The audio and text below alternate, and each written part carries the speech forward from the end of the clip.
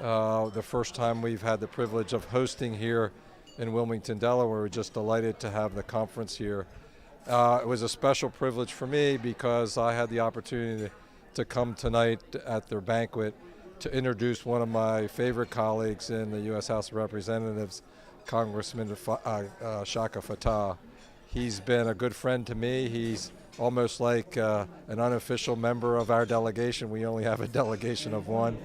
And so you need folks from states nearby like Shaka is right up the road in Philadelphia. So I had a lot of fun tonight. And I hope they continue to build their organization, develop the young talent to study kind of the way we organize ourselves and try to improve our communities, our country, and our state, because that's really important. Obviously, those of us who are practitioners, if you will, learn a lot from the folks who do the research and do the study. I'm sharing with folk how I became someone who talks about politics on news networks, and I wanted to give them a sense of my own skepticism about media and the role that media plays in reinscribing racism and other issues that we have in our society. So it was a pretty personal talk. I mean, I talked about cases in my history, media cases in my history that really shaped me and directly impacted me, like the Susan Smith case or the Central Park Five.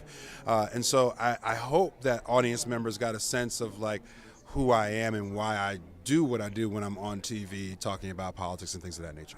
Well, first, I think for me it is exciting to be on a network that has Melissa Harris Perry, Reverend Al Sharpton, Joy Reid, Michael Eric Dyson, all of the people that are there. I mean, I feel like it's the most diverse network in this nation, right? So I'm excited about that, and it's easy for me to distinguish myself because those are huge personalities. You know, if you see those folk on TV, you're not seeing anything else, and I'm not trying to be any of them either, right? I think for me, when you see me on TV, what I'm trying to do is, I honestly am interested in consensus, right? And I'm also interested in communicating my viewpoints to people who don't agree with me. So I want to be communicating them in a way that people who may not agree with me will still listen.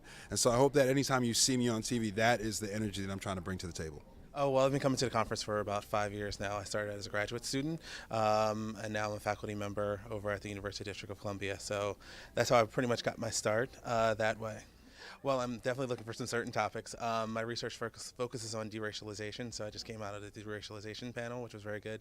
And we have a few students presenting, so I'll be sitting in on their presentations, and I'm also presenting tomorrow. Well, I can say the most interesting I'll take with me is, reconceptualizing what deracialization means, particularly now when we look at the changing society and people identifying with more than one race, and what does that actually mean in terms of when we look at race, and do we really need a concept of deracialization? Well, I'm here as a faculty member at the State University of New York Empire State College, which is the college for non-traditional adults. And I have been a member of this organization since 1977. I just became a life member this year, and I have been going to conferences all those decades as well. My particular focus recently has been on words like slave, fugitive.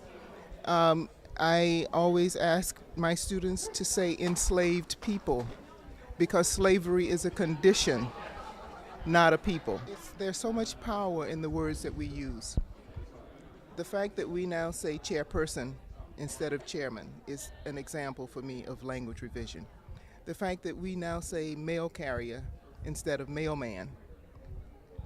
The fact that we say flight attendant and not stewardess. All of these things are changing our language and changing how we see what we're speaking about. And I think that will help us to move further down the road towards social justice for everyone.